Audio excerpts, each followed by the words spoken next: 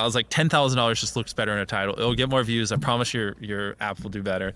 And I ended up getting $10,000 and then gave it away. And my mom's like, why don't you just give away $8,000? Yeah. No. That was the biggest problem, is I thought it was a freak of nature. Cause like people would tell me, all you do is talk about YouTube. You're too obsessed with YouTube. Like, get a life. Like from 13 to like 19, I never met anyone who cared about YouTube. Like not even an ounce. And so I was so untalkative. People thought like there was problems with me because I just wouldn't talk to anyone. Because all I would do is talk about YouTube.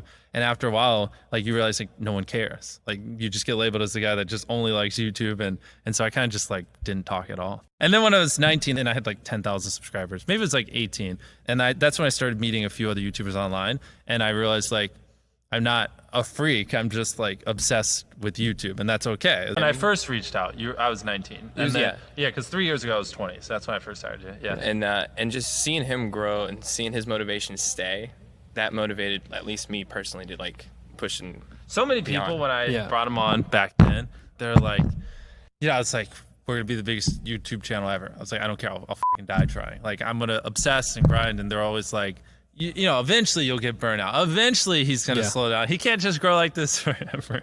I was like, no. And so there were a lot of good people back in the day, but it's hard to like bet your entire life and everything on a 19-year-old that honestly is socially and awkward. YouTube. Yeah, on a YouTube and like a yellow floor stupid warehouse just making shit up every day. But I mean the only thing that was consistent is like I woke up every day and I grinded and I obsessed and I was like I'm gonna die trying. Like if we don't make it, I'm gonna try until the day I die. And a lot of people who are from small towns in the US, they think like I gotta get out of this town to find success.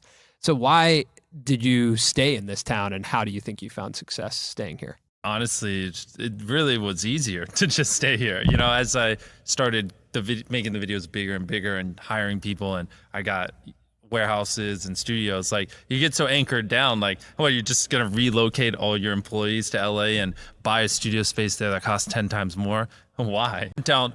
Screw this. All we need is $20 million. Hey, Netflix, how much would you pay me? It. We're in too deep. We're going like thing to thing to thing. You are like, you're really moving from thing to thing to thing. Like, I think we watched you workshop about 4 videos in such a short amount of time. Yeah. And that I thought was one of the most interesting things. And just sitting there in those meetings, understanding how you're thinking about what needs to happen. And then additionally, having the facilities and the team members who are ready to custom make things for the stories. Mm-hmm. Like, I don't know if people realize, I didn't realize, and I've been watching your videos, I've talked to you, we've interviewed you. I didn't realize that every set is like custom built for the video. Based they have on to the come story. From somewhere. Yeah. But I mean, you would think that, okay, let's reuse that. Or That's a fun sentence. But even spending time here in your hometown, like we've met people who grew up with you. Yeah. Which is really interesting. Like everyone asks us, like, hey, I think people know that we're from out of town. So like, hey, what are you guys doing here? Yeah. It seems excessive. Why would you just buy this? You know what I mean? Like the reason we bought this is because of, you know, as I've spent the entire day explaining to you, we had office and a bigger office, then a studio, then a bigger studio, then a third studio. And then and now it's consolidating. And it's like, it's a weird way to start it because now it just sounds like I'm being expensive and lavish for no reason when there's a strategic reason why. This episode of the Colin and Samir Show is brought to you by Jelly Smack. If you want to check them out, the link is in the description, but more on them later in this episode. Yes. So I got a mic on so I can move around a little bit. Yeah. This is where we're filming all our videos not all, but all our indoor shoots going forward. I mean, ask me more questions. It's impossible for me to list. How much did this cost, and how long in the making has this been? So the land around it, obviously the studio, the renovations and everything, and obviously we don't pay it all up front, but in total it'll cost over $10 million. But it's probably not a good way to start it because like there's so much explanation. So after just grinding year after year, there's probably some blur between when I was 17, 18, 19, somewhere in there. It just started to get a little bit of views, you know what I mean? We met someone today and they said they played baseball with you, and then they also said that Chandler was really good at basketball. The footage isn't going to show, but I'll just show one clip from the basketball. Yeah, that one, I honestly have no idea. I just remember like making videos and I remember being like, dang.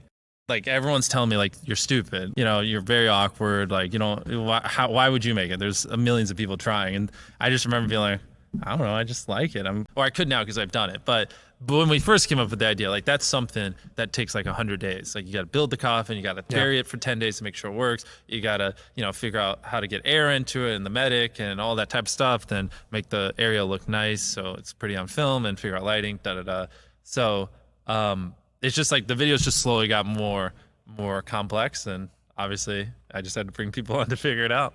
How far in advance are you planning?